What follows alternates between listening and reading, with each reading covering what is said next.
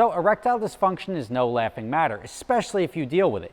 And that's where today's video sponsor, Roman, comes in, because they remove the hurdles and the anxiety associated with seeking treatment to handle that condition.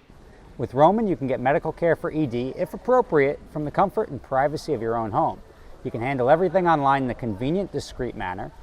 Getting started is simple. Just go to getroman.com/SSR and complete an online visit. If your doctor decides that treatment would be appropriate, they can prescribe genuine medication that can be delivered in discreet packaging right to your door with free 2-day shipping.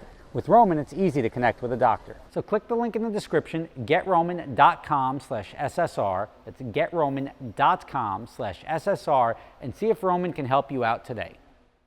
So I don't know if you guys pay attention to the electric car records and what happens, but the Porsche Taycan just did a 7-minute and 43-second lap around the Nurburgring in production trim, and everyone's like, all right, all right, all right. Next thing comes up, Elon Musk's like, oh, nice job. We'll send a couple of cars over right now and show you what's up. And I was like, way easy there. Like you design cars that, yeah, you have a mode where it goes really fast in a straight line, but the Nurburgring is a much different beast. So sure enough, they send it over there. Then Elon backtracks a little bit and says, hey, I just want to say that was a great time, Porsche. Now fast forward a couple of days and you have people saying, well, the Tesla just did a 7:23 lap with traffic, which by all accounts is really fast and significantly faster than the Porsche. Now you get into like, well, what does that mean? That's equivalent of me comparing this car around a racetrack to its nearest compared to a 911 from 2001, a stock 911. Doesn't really compare. If you look at the car that went around the track, huge carbon ceramic brakes, it's got a different stance, it's got wide fenders, it's got bigger tires. I mean, nothing that you would ever see. And then they completely black out the windows, so you have no idea what's going inside.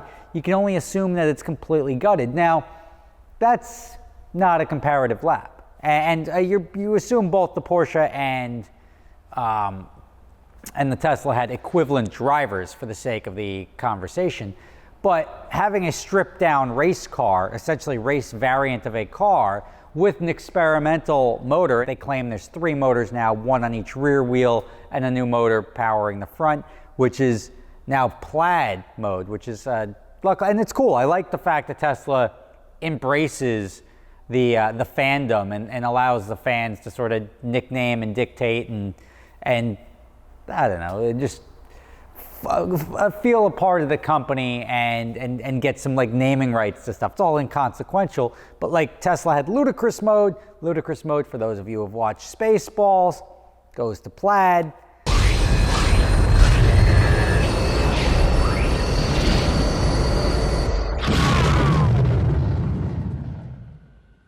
What the hell was that? Spaceball 1. They've gone to plaid. If you didn't, just I don't know, sort of just in your best interest to watch Spaceballs. But so they have what they call plaid, which is 3 motors versus 2 motors. So the car that was run that did 723, even with traffic, without traffic, did it in great conditions, which is, it's not taking away from the car, but also didn't do it in a trim that you could possibly compare to the Porsche. Now, that's the equivalent of Porsche stripping out the car and making it full balls to the wall and then running a time. It's just not, I don't know, it's irrelevant. Now, you think 723 is fast. It is, but the taxi laps that we do over at Apex, they run an M4. It's an M4, pretty stock as far as everything. They tweak the suspension, they do this, they put the roll cage in, they got the car, they got the race drivers. I've done 720 laps, taxi laps, and that's a driver driving at, say, like 8/10, just to have a margin of error because you're driving with passengers, you're concerned about the company insurance. So now you're taking an M4, which can do a lap in, just say, 7:58. I'll put the actual time here. I don't know the timing around the track. And then you're gutting it and doing these suspension modifications, tweaks, brakes, cooling, and then you get a car that does almost capable of doing almost a minute faster. So a regular Model S, which to my knowledge, never really did very well around the Nürburgring. They always had battery overheating issues and everything like that, and they end up in limp mode. Now you have sort of factory support sending out there. Factory, the company is is trying to see what the cars are capable of, doesn't make it anything like the production car, and it makes it sort of a nonsensical number. It's like, well, great, that's what it's capable of, but that's not something that you're ever going to deliver to a customer. Nobody's ever going to be able to drive that, because nobody's ever going to, all you care about, even if the car blows through the entire charge in one lap, you don't care. You just need that thing to run for 15 minutes. And the battery could be shot, it could have zero warranty after that. I mean, all you're doing is seeing what this platform is ultimately capable of, is not in any way, shape, or form a record that can be compared to Porsches. So take it for what it is. It's cool to see electric cars going around the track quick. But I mean, if you think about electric cars, all you do is you have a crap load of power that can be laid down. Now all you have to do is strap that to something that can handle and brake, which is what they're doing, but that's not what they're selling to the customer.